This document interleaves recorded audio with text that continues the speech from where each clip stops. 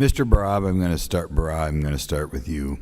As I understand it right now, OSHA will investigate the death of any employee, but there's an exemption for employers of 3 or less employees. Is that correct? There's a partial exemption for employers that I think between less than 10 employees if their average injury and illness rate is below the average for that industry. It's a rider in the appropriations bill. Okay. Is there any reason why you can think if an employee dies in a farm with only 3 employees, you shouldn't investigate that death? No, actually, yeah, in farms, it's any farm under 10 or under, yeah, OSHA is not allowed to set foot on. No, I think that's completely unjustified. Farming is one of the most dangerous occupations there is. Lots of workers are killed in farms or injured or would like to file complaints, but OSHA is prohibited from even setting foot no matter how many people are killed on a small farm.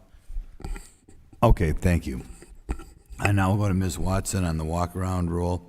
The finalized walk-around rule does not include any requirement that the authorized person be equipped or conduct themselves in the same standards as an OSHA safety inspector, because the rule has the potential of allowing anyone on the job site. Construction employers are faced with serious safety concerns. Why does OSHA not provide or mandate specific safety training for non-employer representatives to ensure they don't pose additional safety standards? I'm sorry, sir, I missed the first part of your question. Okay, the finalized walk-around rule does not include any requirement that the authorized person be equipped or conduct themselves to the same standards as an OSHA safety inspector,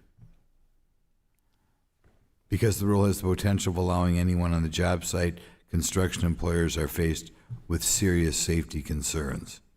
Why does OSHA not provide or mandate specific safety training for non-employer representatives?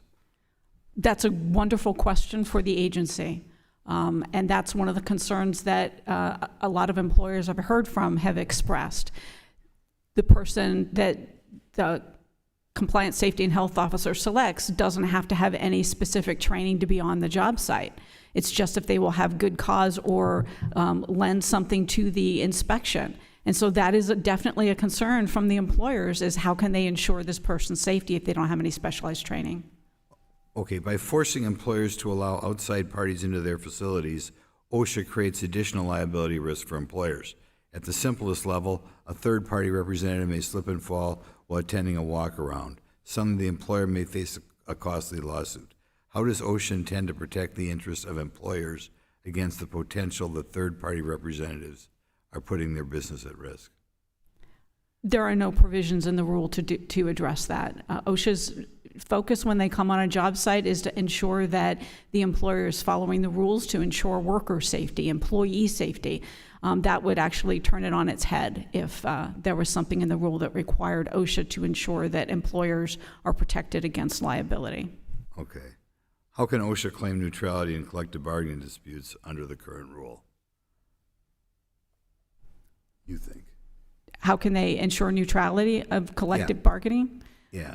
I don't think that they have a role in that. I think if a job site has an employee representative that's been designated, an employee representative for the most part is a union representative. That's how it's been construed through the years, and that's how it's identified. But I don't think that OSHA has a place to get involved in that. That's not their role.